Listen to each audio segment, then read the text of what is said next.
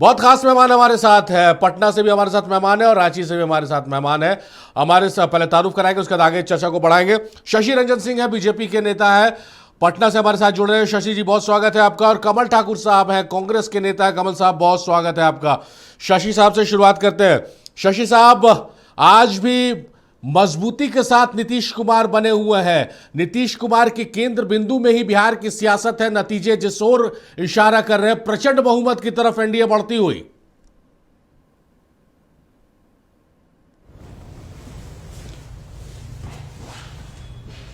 शशि जी,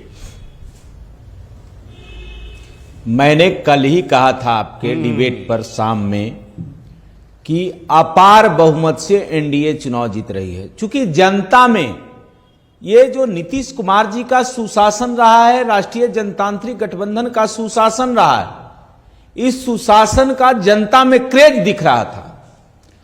जनता आगे थी, यहां नेता आगे नहीं थे, जनता आगे था कि पुनः एनडीए को हमको लाना है। अच्छा शशि जी, कल एनडीए को पुनः लाना, ये कल भी आपने रात में कहा था, पर इतने बड़े पैमाने पर, इतने प्रचंड बहुमत के साथ इसका क्या आकलन किया था आप लोग? ये सोचता है, ये सोच से परे है। मैंने कल भी आपको बताया था कि प्रचंड बहुमत से हम जीत रहे हैं, कहीं कोई लड़ाई नहीं है, हमारे लड़ाई में नहीं है कोई लोग। क्योंकि हम लोग भारतीय जनता पार्टी और एनडीए गठबंधन के कार्यकर्ता 5 साल चुनाव लड़ती है। हम 5 साल आम जनता के बीच में रहने का काम करते हैं और उनकी समस्याओं को दूर करने का काम करते हैं, इसलिए हम लोगों को जानकारी रहती है। और राष्ट्रीय जनता दल और महागठबंधन के लोगों को 5 साल जनता से कोई मतलब नहीं रहता है, बल्कि जब चुनाव आता है तो ये जातीय समीकरण बनाकर राजनीति करना चाहता है। इसलिए बिहार की जनता ने राष्ट्रीय जनतांत्रिक गठबंधन को पूर्ण बहुमत दिया, 2/3 बहुमत से हमारी सरकार बनने जा रही है, और महागठबंधन वाले लोगों को बिहार की जनता ने रिजेक्ट कर दिया। एक चीज और आपने कल रात के डिबेट में मुझसे कही थी, जनसुराज को लेकर, रुझानों में जनसुराज कहीं नजर ही नहीं आ रही है। मैंने बताया था आपको रात्रि में ही, आप ज्योतिषी हो गए हैं शशि साहब, जनसुराज आप पॉलिटिशियन नहीं, ज्योतिषी हो गए हैं। जन सुराज के बारे में मैंने कल ही बताया था कि आज के 12 बजे के बाद वो पलायन कर जाएंगे। आप सामने देख लीजिए कि आज पलायन कर जाएंगे वो। आज वो जीरो हैं।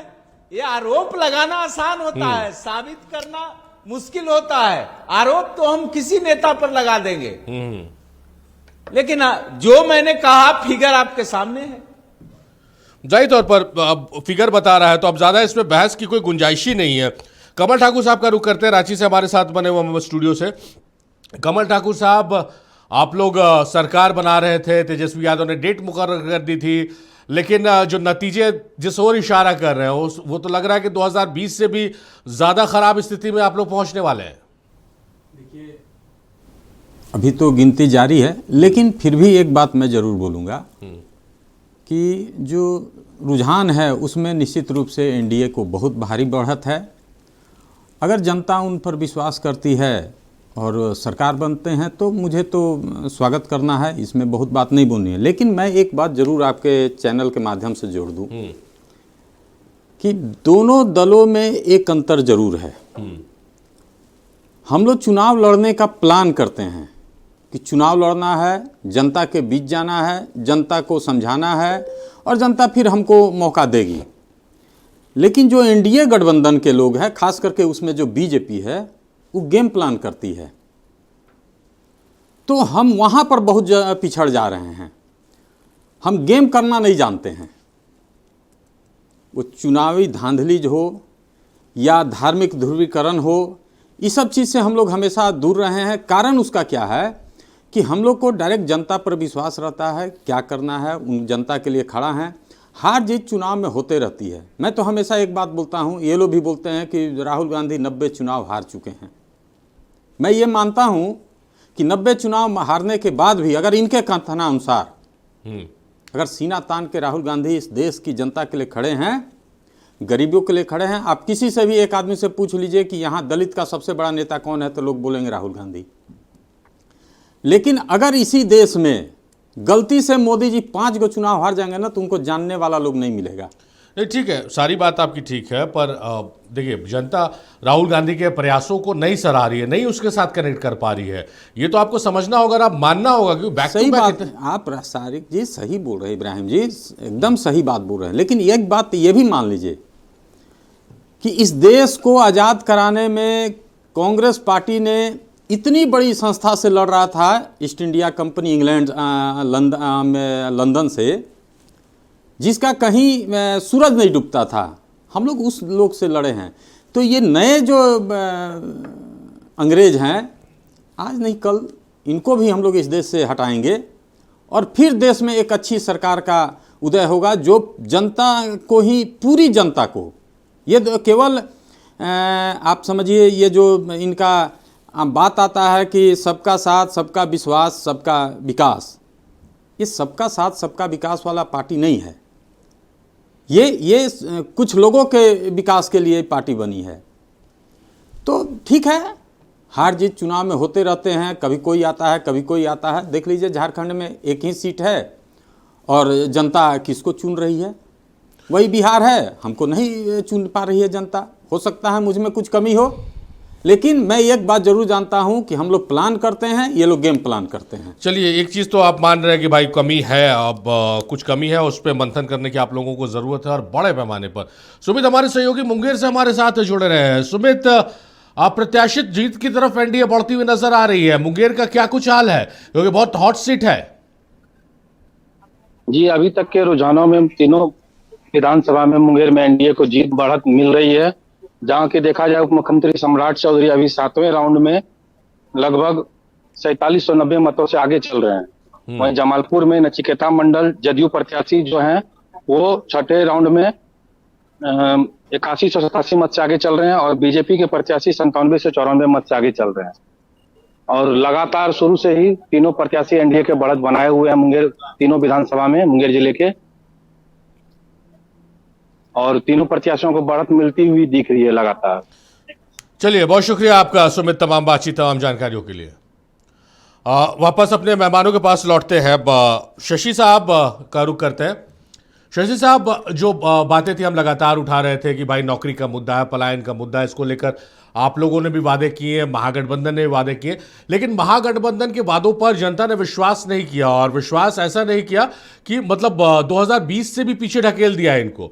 और लगता है कि आप लोग जो 20 साल पहले का जो शासनकाल जनता को याद दिला रहे थे, जनता अभी उसे भूली नहीं, अभी ताज़ा है दिमाग में, इसलिए उस ओर जरा सा भी खिसकती हुई नजर नहीं आ रही है, इशारे कर रहे हैं आंकड़े उसी तरफ। देखिए, बात स्पष्ट है, महागठबंधन वाले लोगों को बिहार की जनता जानती है कि कथनी और करनी में बहुत अंतर है। ये महागठबंधन के लोग की स्थिति बिहार की जनता समझ रही है। ये काम तो करते नहीं है, केवल जातीय तनाव पैदा करना, सामाजिक सद्भाव को बिगाड़ना इन लोगों का काम रह गया है। रोजगार की बात करते हैं, एनडीए गठबंधन के नेता आदरणीय नीतीश कुमार जी और सम्राट चौधरी जी के नेतृत्व में जिस तरह से सरकार बिहार में काम कर रही थी, लोगों को विकास कर रही थी और साथ ही साथ रोजगार का व्यवस्था कर रहा था सरकार का, तो बात स्पष्ट है कि बिहार की जनता को आदरणीय नीतीश जी और सम्राट चौधरी जी पर विश्वास था कि ये जो भी घोषणाएं कर रहे हैं उसको पूरा करने का काम करेंगे। लेकिन महागठबंधन के लोग, आप कल से ही देख रहे थे कि सामाजिक सद्भाव को बिगाड़ने का प्रयास कर रहे थे। ये चूंकि हार मान चुके थे, लेकिन ये अपनी बातों को ऐसे रख रहे थे जैसे बिहार के अंदर में तनाव पैदा कर दें हम। लेकिन बिहार की जनता जागरूक जनता है और वो पुनः बिहार में जंगल राज नहीं देखना चाहती है। बिहार में जिस तरह से विकास की रफ्तार तेज हो गई है, उस विकास की रफ्तार को बिहार की जनता रोकना नहीं चाहता है। ये राष्ट्रीय जनता दल और महागठबंधन के लोग आने वाले समय में पूरी तरह से समाप्त हो जाएंगे और एनडीए गठबंधन बिहार के विकास, बिहार में रोजगार और बिहार में समग्र विकास और सभी समाज में सामाजिक सद्भाव पैदा करने का काम करेगा और बिहार विकास के मामले में इस पूरे देश में। चलिए कमल ठाकुर साहब का रुख करते हैं। कमल ठाकुर साहब, बिहार के जो मुद्दे हैं, जो ज्वलनशील मुद्दे हैं, चाहे वो पलायन का मुद्दा हो, रोजगार का मुद्दा हो, सुरक्षा का मुद्दा हो, आप जो लगातार तेजस्वी एड्रेस भी कर रहे थे, वो तमाम मुद्दों को आप लोगों ने एड्रेस किया। 2020 में कांग्रेस उतनी मजबूती से चुनाव नहीं लड़ी, तेजस्वी यादव ने चुनाव के बाद इस बात को मीडिया के सामने कही। इस बार कांग्रेस भी, चाहे वो प्रियंका गांधी की बात करें, राहुल गांधी की बात करें, पूरे एक्टिव मोड में रहे बिहार चुनाव में। फिर कमी कहाँ रह गई? क्यों आप लोगों के उन वादों पर विश्वास आवाम ने नहीं दिखाया जिसको आप लोगों ने उठाया, और वो जनता से जुड़े मुद्दे उठाए? देखिए, होता क्या है, जो सत्ता में होता है, वो जो 10,000 वाला जो महिलाओं का जो प्रकरण आया, मुझे लगता है कि उस पर लोग, महिलाएं जो है, विश्वास कर गईं, जिसका परिणाम ये दिख रहा है। हमने जो मुद्दा उठाया वो मुद्दा वहाँ के युवाओं के लिए था। अब युवाओं में क्या विश्वास है, नहीं विश्वास है, मैं तो नहीं बता, सेफोलॉजिस्ट तो मैं हूँ नहीं, क्योंकि मैं लोगों के बीच में नहीं गया हूँ। लेकिन जो रुझान, जो बातें होती थी, उसमें तो मुझे लगता था कि निश्चित रूप से इस बार जो सत्ता है उसका परिवर्तन होना है, क्योंकि वहाँ बेरोजगारी और पलायन बिहार का सबसे बड़ा मुद्दा है। लेकिन अब जनता में हम अपनी बातों को रखते हैं, जनता उसको किस वे में लेती है ये जनता समझती है। कमल साहब लौट रहे हैं आपके पास। तो वापस अपने मेहमानों के पास लौटते हैं। हमारे साथ कुछ और मेहमान जुड़े हैं। हमारे साथ अमरकांत जी जुड़े हैं, वरिष्ठ पत्रकार हैं। अमरकांत जी, बहुत स्वागत है आपका। और सागर जी भी हमारे साथ जुड़ेंगे, जेडीयू के नेता हैं। अमरकांत जी का रुख करते हैं। अमरकांत जी, लगातार जो हम लोग बात कर रहे थे, या इससे पहले भी हम जुड़े थे, हम लोग जो आकलन करते हैं कि भाई जो बढ़े हुए वोटिंग परसेंटेज है वो अगेंस्ट गवर्नमेंट होता है, गवर्नमेंट के खिलाफ लोगों का आक्रोश वो दिखाता है। और उसी से हम लोग आकलन कर रहे थे कि भाई वोटिंग परसेंट बहुत ज़बरदस्त बढ़े तो गवर्नमेंट के खिलाफ लोगों में आक्रोश है, नाराज़गी है। लेकिन ये तो गवर्नमेंट के पक्ष में है, यानी कि बिहार की पॉलिटिकल केमिस्ट्री को अभी समझ पाना ज़रा सा कठिन है। सारिब जी, मैंने पिछले चर्चा में भी आपको बताया था कि झारखंड और बिहार ये पूरे देश में अपने तरह के अलग स्टेटस वाले प्रांत हैं। मैंने झारखंड का जिक्र करते हुए कहा था कि जब मैया सम्मान योजना यहाँ हेमंत सोरेन की सरकार तब थी, उन्होंने लागू की थी, और उसका रुझान जब महिलाओं में दिखा था तो वो स्पष्ट संकेत दे रहा था कि झारखंड में वापस जो इंडिया गठबंधन की सरकार है वो बनने जा रही है। ठीक इसी तरीके से इस बार ये पूरा समीकरण एनडीए के फेवर में बिहार में रहा। पिछली चर्चा में हम लोगों ने डिस्कस किया था इस टॉपिक पे कि जिस तरह से महिलाएं और यूथ बाहर निकल रहे हैं, और पिछले अगर 20 सालों का हम देखें नीतीश जी का शासनकाल, तो निश्चित तौर पे बिहार में जितनी तेज गति से विकास होनी चाहिए थी वो नहीं हुई थी। लेकिन विकास नहीं हुआ था ऐसा हम नहीं कह सकते हैं। रांची से तुलना करते हुए हम लोगों ने चर्चा की थी कि जो रांची 25 साल पहले जैसी थी और पटना जैसा था, आज अगर दोनों शहरों की तुलना करें तो मतलब एकदम जमीन आसमान का अंतर जाहिर तौर पर इससे इनकार नहीं किया जा सकता। जब विकास की गति चलेगी, बढ़ेगी, तो उसका असर सरकार को मिलना ही मिलना है। और इस बार जिस तरीके से फ्रीवीज जो पूरे देश में, ऐसा नहीं कि झारखंड में, बिहार में ऐसा पहली बार हो रहा है, पूरे देश में ऐसा हुआ है। खुद कांग्रेस ने मध्य प्रदेश में ऐसा किया था। तो ये पूरे देश का प्रचलन सा बनता जा रहा है कि हम फ्रीवीज करें और उसका लाभ चुनाव में लें। और वही पैटर्न झारखंड में दोहराया गया, और बिहार में भी नीतीश कुमार के नेतृत्व वाली जो गठबंधन थी, एनडीए सरकार, उसने वही कुछ किया, और उसका असर चुनाव में वोटिंग परसेंटेज के रूप में हम लोगों ने स्पष्ट रूप से देखा। और वो सर, इसकी रिजल्ट चर्चा में देख रहे हैं आप। घाटशिला की चर्चा कर ले तो घाटशिला बहुत लोगों के लिए चुनाव था। कैंडिडेट तो वहाँ बाबूलाल सोरेन थे, लेकिन वहाँ परीक्षा चंपई सोरेन की भी थी, वहाँ परीक्षा एक बार फिर से बाबूलाल मरांडी की भी थी। और जो नतीजे जिस ओर इशारा कर रहे हैं, लग रहा है कि तमाम लोग, सिर्फ बाबूलाल सोरेन नहीं, चंपई सोरेन, बाबूलाल मरांडी, सब इस इम्तिहान में फेल हो गए। और बीजेपी आज भी जो एक बड़ा चेहरा, आदिवासी चेहरा ढूंढ रही है अपनी सियासत को, झारखंड की सियासत को संभालने के लिए, वो आज भी तलाश जारी रहेगी। आप एकदम सही कह रहे हैं। जो रुझान अभी तक मिले हैं वो स्पष्ट दिख रहे हैं कि हेमंत सोरेन अब तक, आप एक बार पुराने आंकड़ों को अगर गौर करें तो आप देखेंगे कि हेमंत सरकार का उपचुनाव में हार उसको एक बार भी नहीं मिला है। स्ट्राइक रेट अच्छा है। निश्चित तौर पे जिस तरीके से पूरा गठबंधन हेमंत सोरेन के नेतृत्व में उतरती है उपचुनाव में, तो वो उसमें स्पष्ट अंतर दिखता है एनडीए और इंडिया खेमा का। और अभी तक सच्चाई यही है झारखंड भाजपा की कि अभी भी ये लोग, मुझे एक मेरे गुरु रहे हैं आदरणीय बैजनाथ मिश्र जी, उन्होंने प्रभात खबर में एक आर्टिकल छापी थी कि बाहर से तो एक दिखे, भीतर फाके तीन। ये बहुत चर्चित उनका पॉलिटिकल एनालिसिस हुआ था उस समय प्रभात खबर में, वो मुझे आज तक याद है। और वो भाजपा पे एकदम फिट बैठता है कि बाहर से चाहे जितना एक दिखने की कोशिश करे भाजपा, अंदर से उनके तीन फांक है जो हमेशा हर चुनाव में उभर के सामने आते हैं। और इस बार भी घाटशिला में आप देख लीजिए, चंपई सोरेन जी ने बहुत मेहनत करी, बाबूलाल जी ने भी पूरी कोशिश करी कि हाँ वहाँ पे दमदार उपस्थिति दिखा पाए। और जिस तरीके से सरकार पिछले एक साल से, निश्चित तौर पे पिछले एक साल से, अगर पिछले विधानसभा चुनाव की हम बात करें अभी, तो उस स्थिति में एक साल में हेमंत सोरेन की सरकार ने कुछ बहुत उल्लेखनीय काम किया हो ऐसा कहीं नहीं दिख रहा है। लगातार लोग अलग अलग सेक्टर में परेशान हैं, चाहे वो मैया योजना के चलते धनराशि की कमी है, ठेकेदारों का पेमेंट का काम है, विकास लगभग रुका सा पड़ा है, नौकरशाही में एकदम से मतलब अनिश्चितता का माहौल अभी भी है।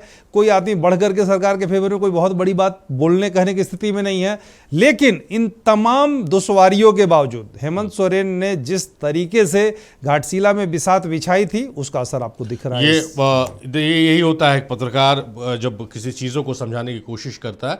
तो इसी तरह से एक सालों का आंकड़ा इन्होंने पेश किया अमरकांत सर ने कि एक साल में कोई ऐसा बहुत क्रांतिकारी काम नहीं हुआ।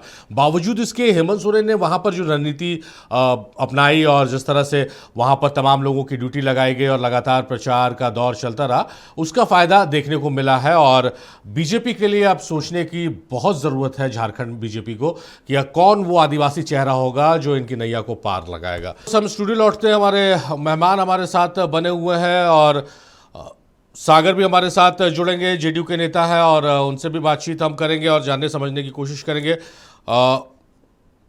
हमारे साथ शशि रंजन सिंह साहब जुड़े हुए हैं, कमल ठाकुर साहब जुड़े हुए हैं, अमरकांत सर जुड़े हुए हैं और सागर जुड़ेंगे। सागर, बहुत स्वागत है आपका नक्षत्र न्यूज़ में। सागर, लगातार हम बात कर रहे थे, अब चुनाव से पहले जब वोटिंग हो रही थी, आप मेरे मेहमान थे और हम लोग इसी स्टूडियो में डिबेट कर रहे थे। आपको कॉन्फिडेंस लगातार हमको दिख रहा था और उसमें बहस भी हम लोग कर रहे थे।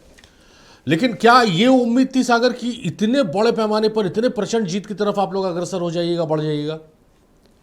देखिए, सबसे पहले तो हाथ जोड़कर बिहार की जो जनता है, बिहार के जो मतदाता हैं, उनको मैं बहुत धन्यवाद देता हूं, उनका आभार प्रकट करता हूं कि उन्होंने नीतीश कुमार जी के नेतृत्व पर अपना भरोसा जताते हुए बिहार में एनडीए के सभी दलों को 90% के आसपास का स्ट्राइक रेट देने का काम किया है, अपना भरपूर सहयोग देने का काम किया है। और उनके भरपूर सहयोग से पुनः एक बार हम लोगों ने बिहार में प्रचंड बहुमत की सरकार बनाने की दिशा में अग्रतर हम लोग निरंतर बढ़ रहे हैं। जब हम लोग चुनाव के पूर्व परिचर्चा में शामिल होते थे तो मैंने दो बातें जो हैं वो लगातार मैंने कहने का काम किया। सबसे पहला मैंने ये कहा कि 14 तारीख को बिहार में फिर से दीपावली मनाई जाएगी। उस समय लोग जो विपक्ष के हमारे साथी थे, जो विभिन्न पार्टियों को रिप्रेजेंट करते थे डिबेट में, उन लोगों को उस समय हंसी आती थी कि सागर जी क्या बोल रहे हैं। लेकिन हम पूरे कॉन्फिडेंट थे। हम इसलिए कॉन्फिडेंट थे क्योंकि हमने हमारे नेता के विज़न को बहुत करीब से देखा है, उनके कार्य करने के तरीक़े को बहुत अच्छे से हम लोगों ने देखा है।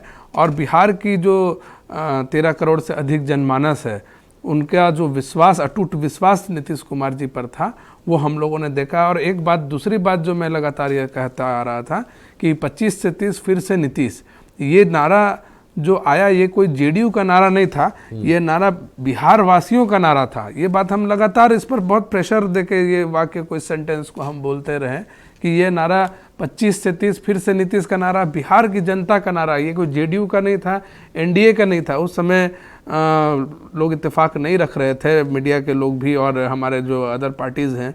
तो ये एक भूल ज़रूर हुई महागठबंधन की ओर से, ये बिहार का मूड भांपने में कि मतलब एक तरफा, मतलब कि ऐसी ऐतिहासिक जीत तो जिस समय 2005 में भी हमको लगता है कि इतनी बड़ी और ऐतिहासिक जीत नहीं हुई, जिस समय पहली बार नीतीश कुमार जी ने बिहार की बागडोर संभालने का काम किया था। तो हमको लगता है कि इस बार डेवलपमेंट ही एक मुद्दा रहा पूरे चुनाव के अंदर में, विकास का ही मुद्दा रहा जिस पर बिहार की जनता ने वोट देने का काम किया। जो भी महागठबंधन की जो फर्जी बातें थी, वोट चोरी की और नौकरियों का, भ्रष्टाचार का जो इन लोग मुद्दा बना रहे थे, जनता ने एक सिरे से नकार दिया कि बिहार का विकास नीतीश कुमार ही करेंगे, अगले 5 साल भी नीतीश कुमार ही बिहार का नेतृत्व करेंगे।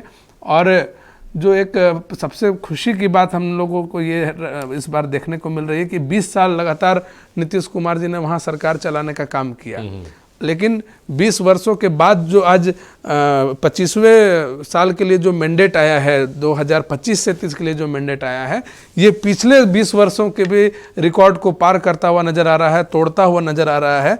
तो ये एक हम as alliance partner of NDA, as a leader of JDU, ये हमको व्यक्तिगत रूप से बहुत खुशी है कि जो हमारे नेता ने जो काम किया, बिहार की जनता ने उनको रिटर्न करने का काम किया है।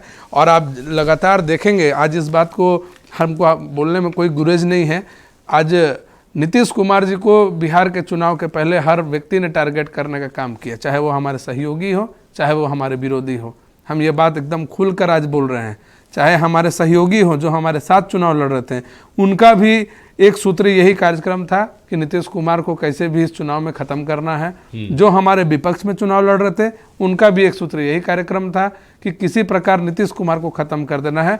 बिहार में जो नीतीश फैक्टर है, उस फैक्टर को ख़त्म करने के लिए हमारे सहयोगी भी काम कर रहे थे, हमारे विरोधी भी काम कर रहे थे। लेकिन हम बिहार की जनता के प्रति पुनः हम अपनी कृतज्ञता व्यक्त करते हैं कि इन्होंने नीतीश कुमार जी के हाथों को मजबूत किया, नीतीश कुमार जी के विचार को, नीतीश कुमार जी के विज़न को, और सुशासन का जो उनका मॉडल रहा है, जो उनका एक निश्चय रहा है कि हम क्राइम से, करप्शन से, कम्युनलिज्म से किसी प्रकार का कोई समझौता नहीं करेंगे, इसको लेकर के बिहार की जनता ने वोट किया। हमारे माइनॉरिटी भाई जो इतने प्रचंड बहुमत में इतने ज़्यादा मतदान हम लोगों को किया, जो हम लोगों को एक्सपेक्टेशन नहीं था कि हम लोगों को इतना उनका वोट मिलेगा, लेकिन उनका भी पूरा वोट इस बार एनडीए को मिला है। और जिस तरीके से हम पहले भी आपके चैनल में आते थे तो हमने बोलने का काम किया था कि माइनॉरिटी जो हैं उनके लिए नीतीश कुमार जी ने जो काम किया है, करीब करीब 8000 से अधिक कब्रिस्तानों की घेराबंदी नीतीश कुमार जी ने की, और माइनॉरिटियों के विकास के लिए, उनके कौशल प्रशिक्षण के लिए जो योजना बिहार में चल रही थी, हमें ये आशा थी कि निश्चित रूप से हमें उनका भी साथ मिलेगा।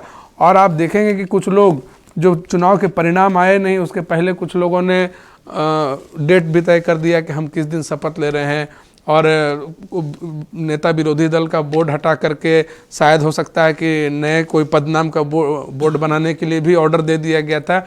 मैंने इतना ओवर कॉन्फिडेंस, ये चुनाव में सबसे बड़ा इनका हार का कारण रहा। और हमने आपको, जब हम लोग लगातार आते थे तो हम लोगों ने पहले भी आपको कहा था, आज तो मेरा बहुत ज़्यादा बोलने का आज हमारा समय नहीं है, क्योंकि हम लोगों को तो जो कहना था और हम लोग जो कह रहे थे उसको बिहार की जनता ने मोहर लगाने का काम किया, अपना स्टैंप लगाने का काम किया।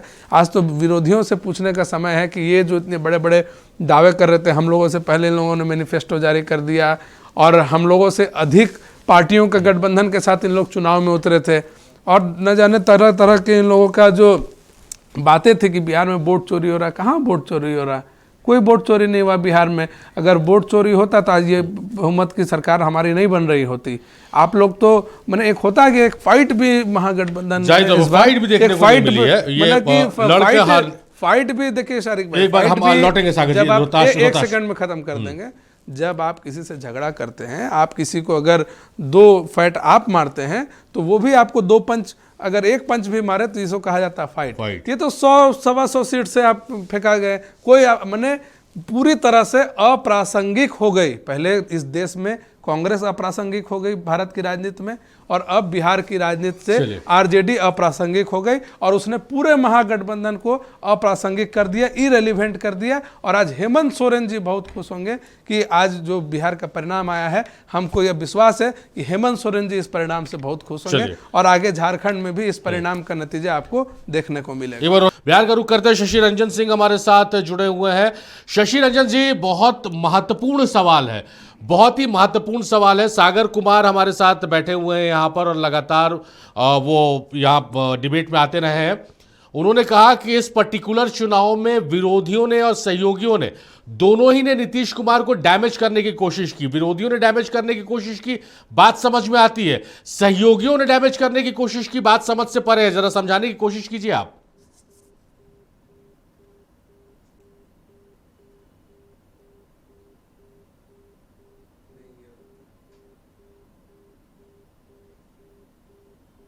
शशि जी, आवाज मिल रही मेरी?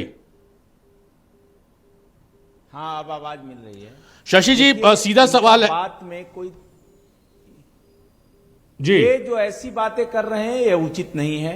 ये गठबंधन, एनडीए गठबंधन पर आपसी तालमेल बहुत अच्छा रहा, और भारतीय जनता पार्टी और जनता दल ने मिलकर चुनाव लड़ा। कहीं भी कोई भी परेशानी नहीं थी, न सीट बंटवारे में था और न चुनाव में।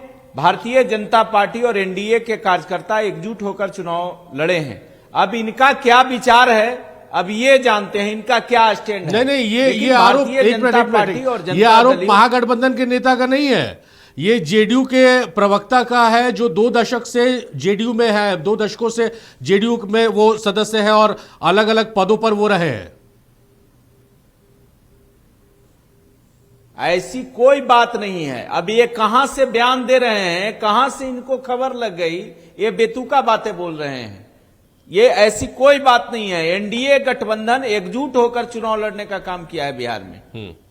ये इनका व्यक्तिगत स्टैंड होगा। एनडीए गठबंधन ने कभी भी एक दूसरे के साथ मिलकर काम करने का काम किया है। आज ये प्रचंड बहुमत जो आपको दिख रहा है, वो प्रचंड बहुमत कार्यकर्ता, जनता दल यू, भाजपा, लोजपा, रामविलास और हम और उपेंद्र कुशवाहा जी की पार्टी के कार्यकर्ता मिलजुल कर चुनाव लड़े, और आज हम मजबूती के साथ 2/3 बहुमत से बिहार में सरकार बनाने जा रहे हैं। ये गलत भाषा बोल रहे हैं, ये उचित नहीं है। चलिए, मुझे पूरी उम्मीद है जवाब कि दे देते हैं। बिहार से इसकी जवाब, बिहार से बीजेपी से इसका जवाब नहीं मिलेगा, और इसका जवाब सबसे बेहतर तरीके से अगर कोई दे सकता है तो अमरकांत सर दे सकते हैं, क्योंकि जर्नलिस्ट हैं, जर्नलिस्ट के अपने आकलन होते हैं। अमरकांत सर का रुख करेंगे एक बार। अमरकांत सर, सवाल आपसे वही है जो शशि जी से हमने पूछा, और ये कहीं ना कहीं था, ये बातें थी बिहार के सियासी फिजाओं में, ये बात थी कि एलजेपीआर को पुशबैक कर रही है बीजेपी, लेट डाउन करने के लिए नीतीश कुमार को, और इस पर हमने एक चर्चा भी किया था, एक पूरा प्रोग्राम हमने इस पर रखा था। और सागर आज उसी चीज को दोहरा रहे हैं, हालांकि नाम नहीं ले रहे सागर, लेकिन हम खुल के नाम ले रहे हैं। क्या, किस रूप में इसको देखते हैं सर? क्या वो रणनीति फेल कर गई रणनीतिकारों की, कि नीतीश कुमार के खत को छोटा करना है और दूसरी पार्टियों को ऊपर करना है? इब्राहिम भाई, ये बहुत पुरानी कहावत है कि बड़ी मछली जो है वो छोटी मछली को निगल जाती है या निगलने की लगातार कोशिश करती है। अगर बिहार के इस राजनीतिक परिदृश्य को हम लोग देखें तो लगातार बीजेपी अपने से आगे जेडीयू को करके चलती रही है, और ये कहीं ना कहीं बीजेपी को खलता जरूर होगा कि हम नेशनल लेवल पे इतनी बड़ी पार्टी हैं और बिहार में हमको डोली उठा करके जेडीयू का चलना पड़ता है। तो ये राजनीतिक हमेशा से रहा है, ऐसा नहीं कि बीजेपी कोई नया काम कर रही है। कांग्रेस के जमाने की जब हम लोग बात करते हैं तो कांग्रेस ने भी छोटे छोटे बहुत सारे दलों को, क्षेत्रीय दलों को खाने का काम किया था। अब हम आते हैं बिहार पे। अभी जिस तनाव की हम लोग बात कर रहे हैं, जेडीयू, बीजेपी और एलजेपी को जिस तरीके से बढ़ाने की बात है, तो निश्चित तौर पे अगर देखा जाए तो जेडीयू में सबसे बड़ा चेहरा जो है वो नीतीश जी है, इस पर कहीं कोई डाउट नहीं है। और नीतीश जी के सुशासन की जो बात होती रही है, तो आप देखिए कि चाहे वहां अगड़े हो या पिछड़े हो, वो सब नीतीश जी के पीछे खड़े होते रहे हैं बिना किसी भेदभाव के।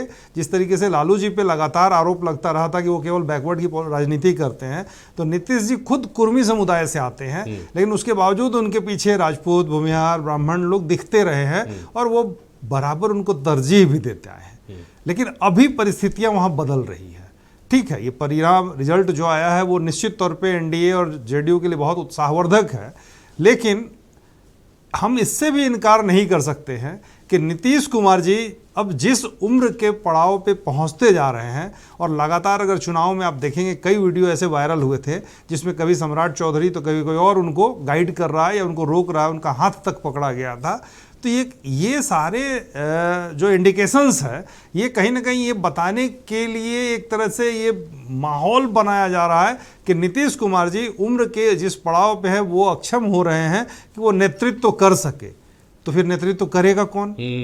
सवाल उठता है कि फिर नेतृत्व करेगा कौन? जेडीयू में नीतीश कुमार के बाद कोई उनके कद का कोई भी नेता नहीं है, और न बीजेपी चाहेगी कि हम नीतीश कुमार जी की डोली को तो उठा के घूम ही रहे थे पिछले 20 सालों से, अब आगे अब नीतीश कुमार जी के कोई सेकंड मैन की डोली को उठा के हम घूमें, तो वो टेक ओवर करने की कोशिश होगी। और ये राजनीति में कोई नई बात नहीं है, ये ऐसा होता रहा है। इसलिए जो ये अभी आप थोड़े से तनाव के क्षण आप देख रहे हैं दोनों पार्टियों के बीच। और रहा सवाल जहां एलजेपी का, तो आप देखेंगे कि जिस तरीके से रामविलास जी के जाने के बाद चिराग पासवान ने सत्ता संभाली है, और जिस तरह से कभी वो मोदी जी के छोटे हनुमान बन जाते हैं, छोटे भाई लक्ष्मण बन जाते हैं और फिर उन्हीं को आंख तर्रते हैं, तो ये उनकी एक अलग पॉलिटिक्स रही है। और इस बार भी वो यही सब करके और अधिक सीट लेने में सफल हुए हैं। इसमें हम ऐसा नहीं कहेंगे कि हाँ जेडीयू को डाउन करने के लिए बीजेपी ने एलजेपी को आगे बढ़ाया है। ये बेसिकली एलजेपी के जो लीडर है, जिस तरीके से चिराग पासवान अपने आप को शो करते हैं, जिस तरीके से इंटरनल प्रेशर पॉलिटिक्स क्रिएट करते हैं, तो बीजेपी की कहीं ना कहीं मजबूरी थी कि चिराग को अलग करके वो नहीं लड़ सकती है, और इसलिए उनको एक थोड़ा सा बड़ा शेयर मिला और उसका फायदा उनको इस रिजल्ट में भी दिख रहा है। लेकिन इस पूरे परिदृश्य में एक बात बहुत महत्वपूर्ण है कि नीतीश जी के बाद जेडीयू में सेकेंड मैन कौन है जो इस लीडरशिप को आगे लेकर के जाए, ये एक बड़ा कठिन सवाल है इब्राहिम जी। चलिए सागर का फिर रुक कर लेते हैं। सागर, जो अमरकांत सर कह रहे हैं और जो आपने जिस ओर इशारा किया, अमरकांत सर भी उसी ओर अपनी बातों को रख रहे हैं, और जिस तरह से नीतीश कुमार के स्वास्थ्य को लेकर भी चर्चाएं हो रही थी, सेकंड लाइन लीडरशिप नहीं है, और नीतीश कुमार बहुत एम्बिशियस नहीं रहे हैं कि अपने परिवार को राजनीति में उतार दें। बेटे को उनके उतारने के लिए कार्यकर्ताओं ने पोस्टर तक पटना में लगा दिया था, लेकिन नीतीश कुमार की तरफ से कभी बयान नहीं आया। तो ये क्या आप लोगों को खलेगा डाउन द लाइन 2-4 साल के बाद? नहीं, बीजेपी में कहाँ है सेकंड लाइन की लीडरशिप? बीजेपी में एक्सेप्ट नरेंद्र मोदी किनके नाम पर वोट मिलेगा? अब झारखंड में देखिए स्थिति, ये तो ऐसा नहीं है। पार्टी का नेता सत्ता में रहते हुए पार्टी में नेता एक ही होता है, उसी के नेतृत्व में, उसी के विचारों पर सभी कार्यकर्ता काम करते हैं। नेता हमेशा एक होता है, जैसे जिले में सुपरिटेंडेंट पुलिस का एक ही होता है, उसके कोई सेकंड लाइन या उसके कोई डाउन लाइन नहीं होता है, उसके डाउन लाइन कुछ नहीं होता है। कलेक्टर एक ही होता है, उसके डाउन लाइन कुछ नहीं होता है। तो उसी तरह पार्टियों में भी जो नेता होते हैं जिनके नाम पर वोट मिलता है, पार्टी उन्हीं के ऊपर आधारित होती है और उन्हीं के चेहरे के बदौलत जनता के बीच में जाने का काम करती है। हाँ, ये अलग विषय है कि जब परिस्थितियां प्रतिकूल नहीं होती है, अनुकूल नहीं होती है, प्रतिकूल हो जाती है, किसी ऐसी सिचुएशन में, ऐसी परिस्थिति में जब आपके नेता का कोई कारण से उनका मतलब कि निधन हो जाए या कोई ऐसी कोई विशेष परिस्थिति आ जाए, तब then and there automatically second line की, डाउन लाइन की लीडरशिप अपने आप स्टैब्लिश हो जाती है, अपने आप निखर जाती है।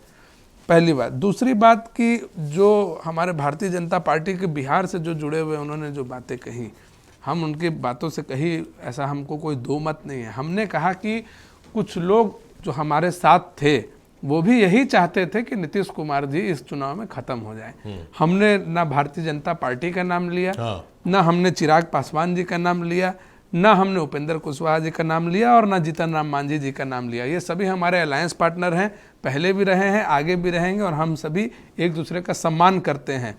लेकिन शशि रंजन सिंह जी को यह बात जरूर एहसास होगा कि कुछ लोग तो थे जो साथ नजर आ रहे थे, लेकिन चाहते नहीं थे कि नीतीश कुमार जी आगे बढ़े। यह बात उनको भी पता है, नहीं बोलेंगे वो अलग बात है।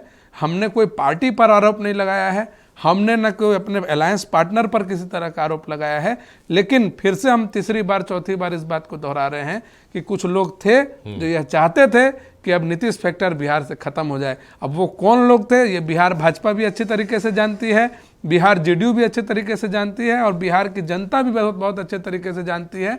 और एक ये अच्छी बात रही हम लोगों के लिए कि नीतीश कुमार जी को इतना कमजोर दिखाने का काम किया गया। कुछ यूट्यूबर्स लोग को फंडिंग करके कुछ नेताओं ने ऐसी वैसी बातें कही और इतने ज़्यादा ट्रोल होने लगे उनके रील्स कि जेडीयू को 25 सीटें नहीं आएंगी और नीतीश कुमार जी 14 तारीख के बाद बिहार के मुख्यमंत्री नहीं रहेंगे, कागज में लिख करके ले लीजिए, और न जाने क्या क्या बातें मतलब ये आज खाता खुलता हुआ, वैसे लोगों का आज खाता खुलता हुआ नजर नहीं आ रहा है जिनको नीतीश कुमार जी ने दूध पिलाया। चलिए समझ गए आपका इशारा, आपने नाम नहीं लेके सब कुछ कह दिया। सागर समय समाप्त हो गया, अपना पहचान दिया। आज वो नीतीश कुमार का सीआर लिख रहे हैं, तो वैसे लोगों को सागर समय समाप्त हो गया, जवाब देने का काम इशारा किया समझ गए। बहुत शुक्रिया सागर आपका, शशि जी बहुत शुक्रिया आपका, कमल ठाकुर साहब आपका भी शुक्रिया, अमर खान सर आपका बेहद शुक्रिया। आप तमाम मेहमानों अपना कीमती वक्त नक्षत्र न्यूज़ को दिया है। तो मेरे